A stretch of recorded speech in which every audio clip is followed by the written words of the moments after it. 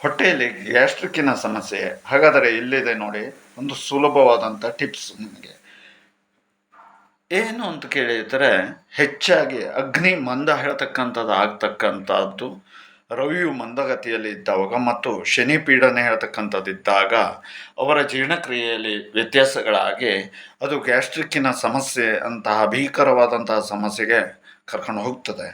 ಹಾಗಾಗಿ ವಾರಕ್ಕೆ ಒಮ್ಮೆ ಗುರುವಾರ ಆಯ್ಕೆಯನ್ನು ಮಾಡಿಕೊಂಡು ಕರಿ ಎಳ್ಳನ್ನು ಅವರು ಕಷಾಯವನ್ನು ಮಾಡಿಕೊಂಡು ಅಂತಹ ವ್ಯಕ್ತಿಗಳು ವಾರಕ್ಕೊಮ್ಮೆ ತಗೊಳ್ತಾ ಬಂದರೆ ಅಗ್ನಿ ಹೇಳ್ತಕ್ಕಂಥದ್ದು ಉದರದಲ್ಲಿ ಜಾಸ್ತಿ ಆಗುತ್ತೆ. ಗ್ಯಾಸ್ಟ್ರಿಕ್ಕಿನಂತಹ ಅಥವಾ ಗುಡುಗೆಡುವಂತಹ ಸಮಸ್ಯೆಗಳು ಕೂಡ ತಕ್ಷಣ ಮಂಗಮಾಯವಾಗ್ತಕ್ಕಂಥದ್ದು.